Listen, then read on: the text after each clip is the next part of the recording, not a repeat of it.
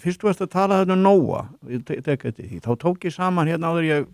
sköstinga niður til okkar. Já, við höfum áður, það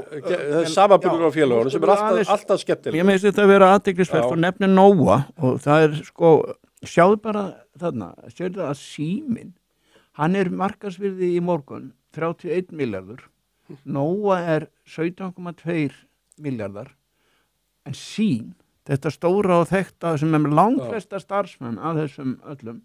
með 6,4 milljarðar markaðsverð. Og við sjáum það að hagnaður hjá Símanum var á fyrstu 6 mánuði ársins 349 en hagnaður Nóa 317. Og við sérðum VFH hlutfallið sem það markaðsvirði versus hagnaður. Þannig að þetta segir okkur að Nóa þetta, hvað við að segja, þeir eru með 317 milljónir í hagnað á fyrstu 6 mánuðum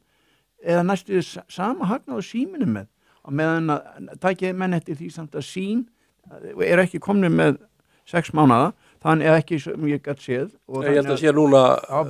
fundu núna eftir helgi og þá ertu með fyrstu 3 mánuðum fyrstu 6 mánuði nei, hjá Sín það bara fyrstu 3 þetta tap upp á 340 8 við höfum eftir að fá hálfsálsuppgjöf en það hitt en þetta segir okkur það að sem mér langar að varpa hérna fram og það það sko hvort að við séum að sjá einhvers konar sameiningar á símamarkaði. Mér finnst þetta reynda dálítið VFH hlutföll sko á þess að maður sé að rýna mikið í það sko, eitt og sér en sko já félög sem ekki beinlínis svona vaxtafélög þá VFH hlutfall yfir 15 já sko Dow Jones eða semst Wall Street VFH hlutfall þar mjög víða í kring ef ég man bara þessa tölur rétt að þar VFH hlutfalli í kring á bilinu 20 til 25 og það svona þykir sko það þýðir það að já að virði 24 svona meira en hagnaður en þegar þú ert með sko virði upp á 4 þá það markaðsvirði 4 svona meira en hagnaðurinn og eftir ef að virði 4 í einhverju fyrirtæki eða þarna þá það mjög lágt markaðsvirð þá segir það bara það að það bara mikil óvísa þá bara viðskiptabótum það bara kauptækifæri í slíku félagi sko. Í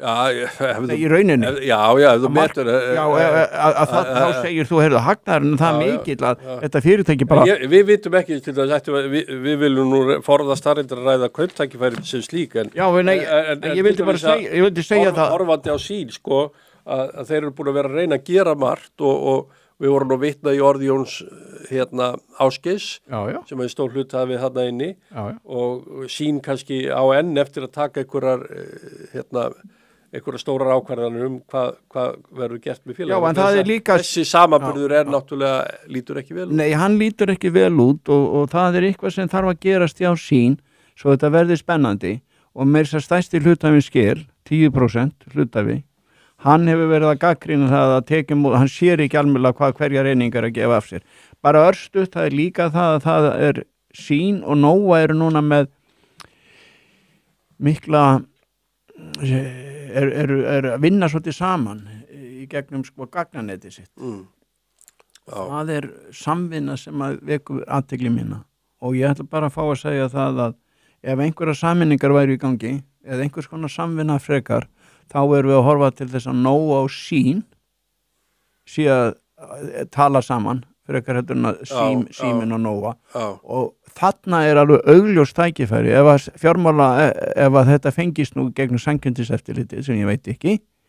Jú, það svolítið tregt. Já, þeir eru sko,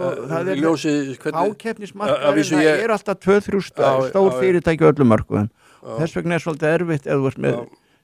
3 fyrirtæki sem að keppa, sem stór, að sameina 2 þeirra. Ég bara nefni þetta hérna sem dæmi.